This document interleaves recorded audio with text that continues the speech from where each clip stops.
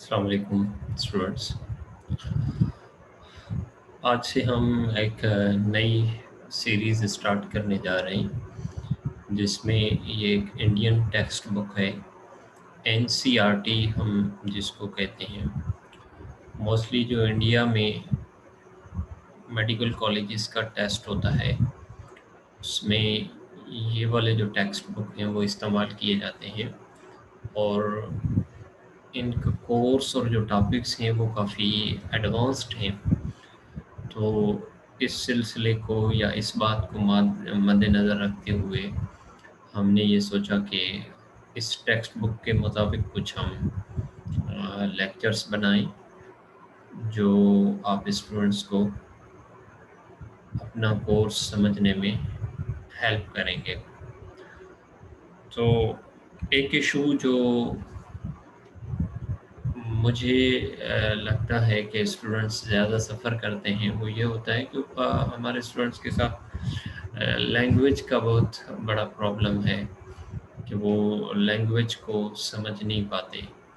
Lecture में जो बात हम करते हैं वो तो उनको समझ में आ जाती है, जब वो जाके ख़ुद टेक्स्ट को पढ़ने लगते हैं तो टेक्स्ट की लैंग्वेज या कॉन्सेप्ट उनको समझ में नहीं आते।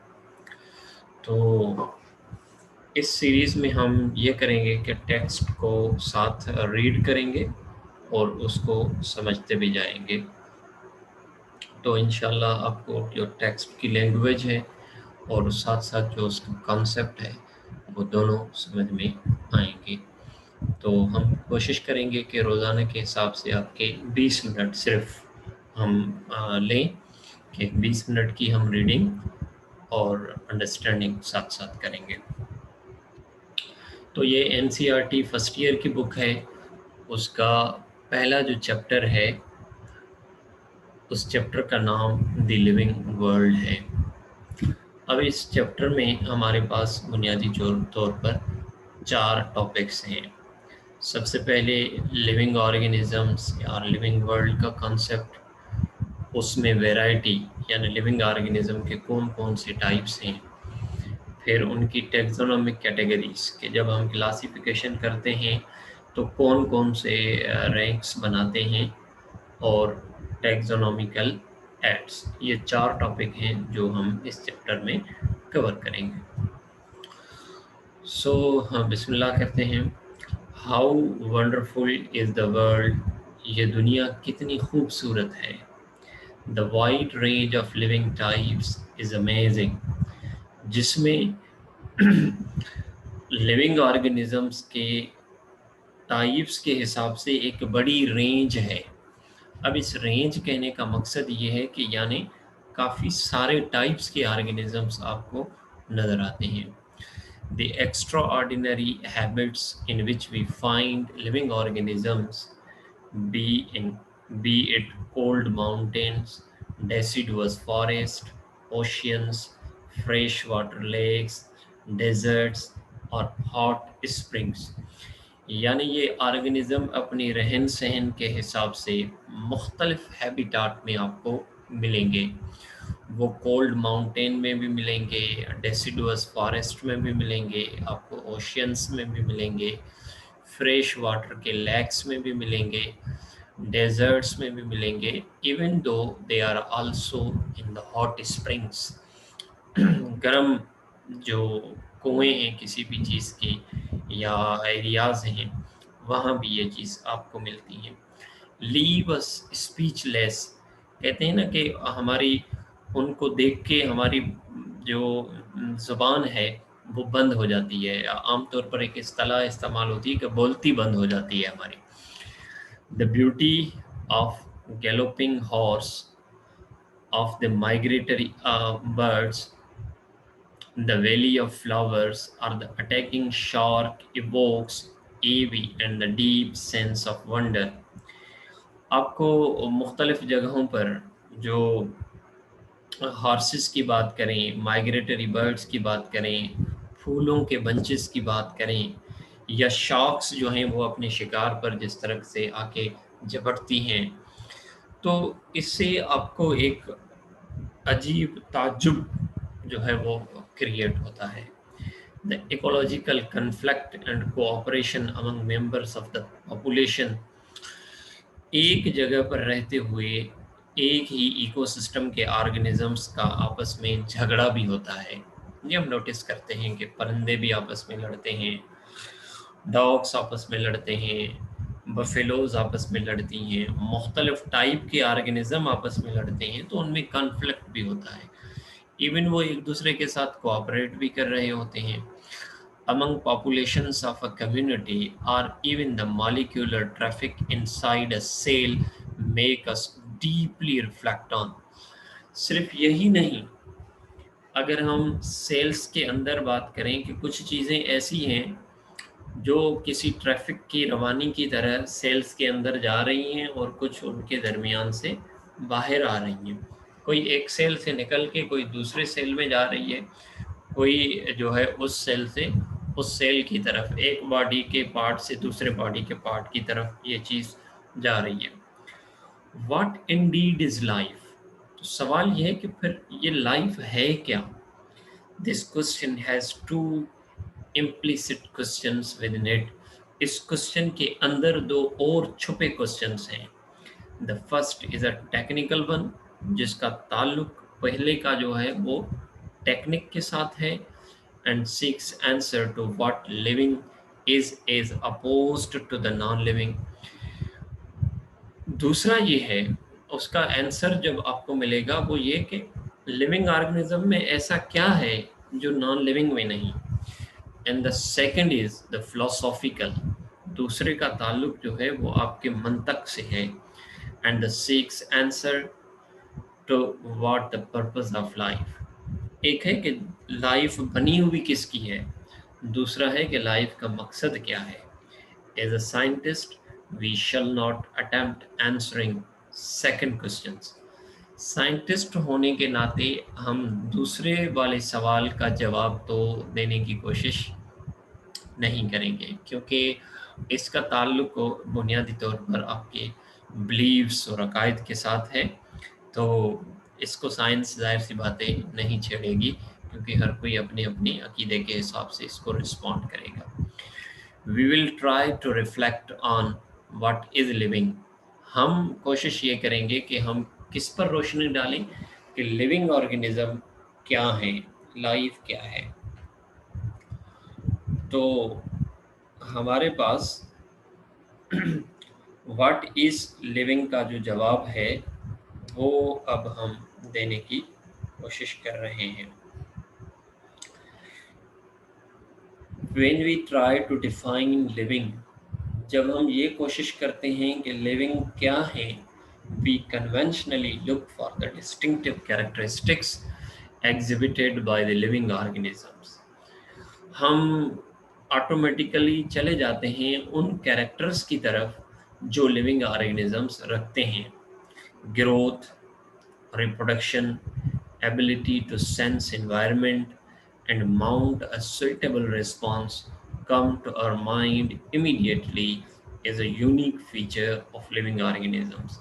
जब हम लिविंग ऑर्गेनिजम्स की बात करते हैं तो हमारे जहन में फ़ौरन ये ख्याल आ जाता है कि वो कौन से कैरेक्टर्स हैं। जब कौन से कैरेक्टर्स के हैं का सवाल आता है तो उनकी ग्रोथ, बॉडी का बढ़ना, रिप्रोडक्शन, अपनी नस्ल की अफजाइश, एबिलिटी टू सेंस, अपने इन्वायरमेंट को महसूस करना और फिर उसको रिस्पॉन्ड करना, ये फ़ौरन हमारे जहन में आता है। One can add a few more features, कुछ ऐसे भी हम में से हैं जो इसमें मज़ीद फीचर्स ऐड करते हैं, जिस तरह मेटाबॉलिज्म, यानी लिविंग ऑर्गेनिज्म के अंदर होने वाले वो सारे केमिकल रिएक्शंस जो उसकी बॉडी में हो रहे हैं, वो एबिलिटी टू सेल्फ रिप्लिकेट, अपने आप को रिप्लिकेट करना, अपने जैसी कॉपियाँ बनाना, सेल्फ ऑर्गेनाइज, अपने आप की ऑर्गेनाइजेशन को मेंटेन रखना, इंटरेक्ट करना, लिविंग ऑर्गेनिजम्स का एक दूसरे के साथ interaction, and emerge to this list. और ये जो है इस तरीके से हमारी जो लिस्ट है वो बढ़ती जाएंगी। Let us try to understand each of these. आइए इन कैरेक्टरिस्टिक्स को हम समझने की कोशिश करते हैं। ऑल लिविंग ऑर्गेनिजम्स ग्रोस, जितने भी लिविंग ऑर्गेनिजम्स हैं वो सारे के सारे ग्रो करते हैं। इंक्रीज इन मास, वो मास में भी बढ़ते हैं। Increase in number of individuals are twin characteristics of the growth.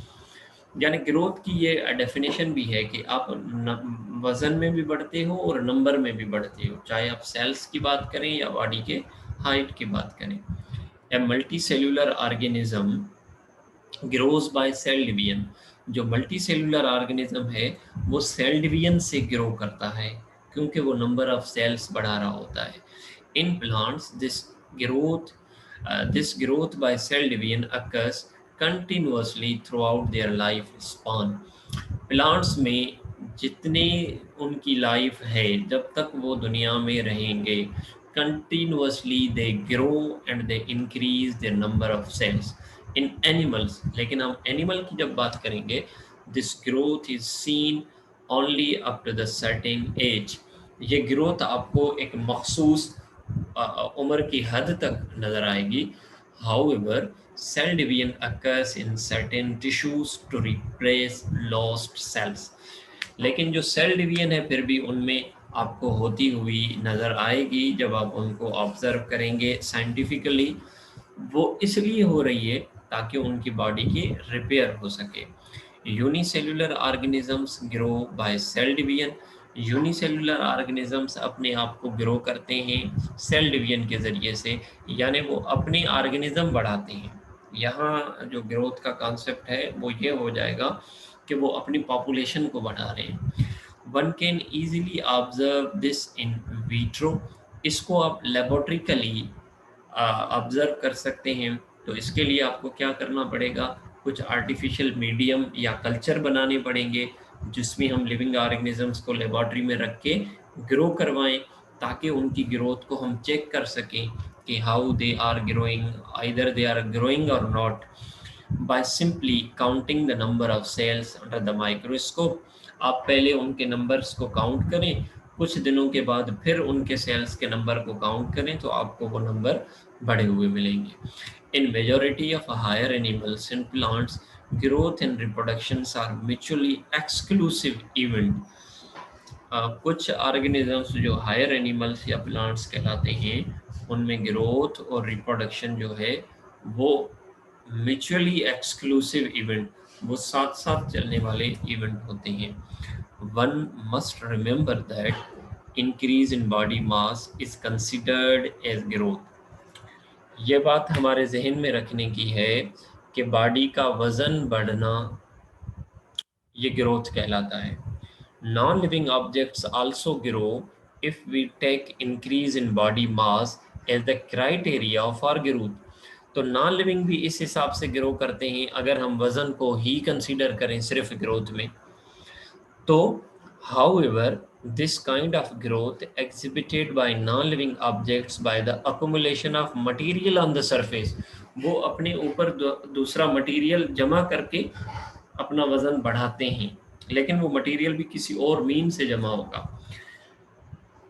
पर इन लिविंग ऑर्गेनिज्म में ये जो मास बढ़ता है वो कैसे बढ़ता है, growth is from the inside.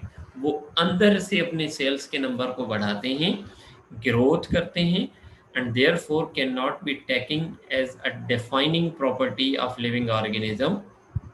Conditions under which it can be observed in all living organisms have to be explained. Then we understand that it is the characteristic of living system. A dead organism does not grow.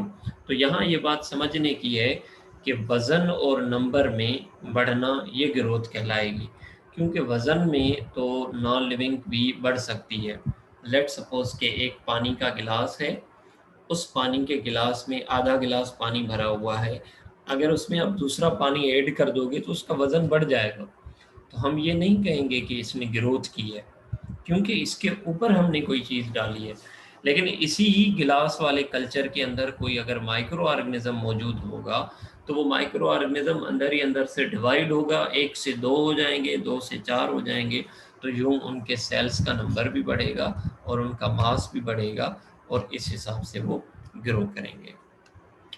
तो आज के इसमें हमने just एक पहली property living organism की जो है वो डिस्कस की है। बाकी हम नेक्स्ट लेक्चर में इंशाल्लाह देखेंगे।